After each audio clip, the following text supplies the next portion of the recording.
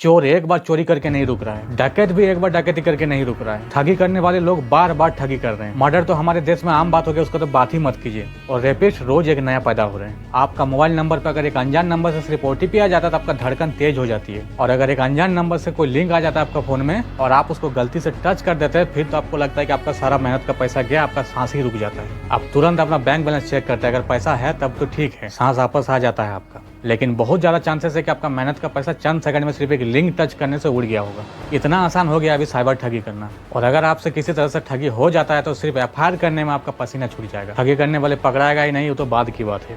पूरी जिंदगी आप 10 से 5 मेहनत करके ईमानदारी से पैसा जमा करके रखते हो, और ये फ्रॉड बड़ा आसानी से कुछ मिनटों में ही आपका सारा मेहनत का पैसा आसानी से उड़ा के ले जाते हैं। अगर इन साइबर फ्रॉड से आप किसी तरह से बच भी गए और घर में कुछ पैसे ज्वेलरी अगर रखे हैं तो चोर उड़ा के ले जाएगा। और अगर चोरी होने से भी बच गया तो डकैत आके बोल के डकैती करके जाएगा। और अगर आपका किस्मत बहुत अच्छी रही, सब सारे घटना डकैती उकैती से आप बच गए, तो आप ही के कोई जान पहचान वाले आपको किस तरह से जमीन दिलाने का नाम से कौन चीज से ठगी कर लेगा आपको पता भी नहीं चलेगा। पहले का समय में पुलिस उतना हाईटेक नहीं हुआ करता जितना का अभी के समय में है। फिर भी उस समय इक्का दुक्का सिर्फ चोरी का घटना होता था, डकैती का घटना ना के बराबर होता था। अभी डकैती होना आम बात हो गया। हाल ही में बोकारो में एक डकैती हुआ, ज्वेलरी से अपने घुस के दिन दहाड़े, और पुलिस बहुत ही मशक्कत के बाद उसको अगला दिन ही पकड़ लिया। लेकिन चौंकाने की बात यह है कि वो डकैत इससे पहले भी 2 बार डकैती कर चुका है। एक ही ठग बार बार ठगी कर रहे हैं, एक ही साइबर फ्रॉड बार बार साइबर फ्रॉड कर रहे हैं, एक ही चोर बार बार चोरी कर रहे हैं, जेल जा रहे हैं, निकल रहे फिर चोरी कर रहे हैं। मर्डरिस्ट एक बार मर्डर करके थक नहीं रहा है, बार बार मर्डर कर रहा है। और रेपिस्ट का तभी बोली दिए हैं। अभी देखिए, कुछ दिन पहले कलकत्ता का एक मेडिकल स्टूडेंट के साथ रेप करने के बाद उसको मर्डर कर दिया जाता है। ये कुछ महीने पहले का घटना है, कुछ साल का नहीं, कुछ महीने का। और अभी फिर से कलकत्ता में कुछ दिन पहले फिर से रेप हो जाता है। आज से 14-15 साल पहले दिल्ली में एक निर्भया कांड हुआ था, उसको भी रेप करने के बाद मार दिया जाता है।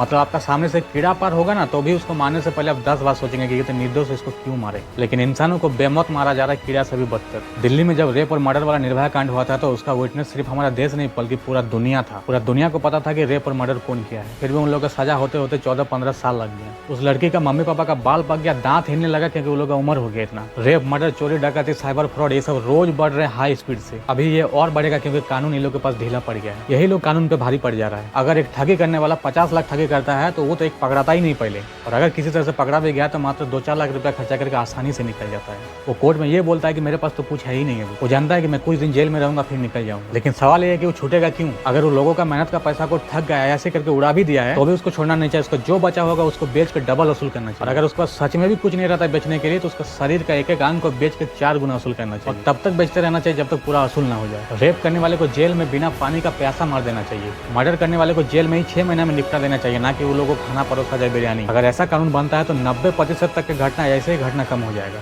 और अगर इस तरह का कानून नहीं बनता है तो जब यही लोग फिर से कोई बड़ी घटना घटाएंगे देश में, तो ये मत बोलिएगा कि हम कड़ी से कड़ी कार्रवाई करेंगे। घंटा कड़ी से कड़ी कार्रवाई करेंगे।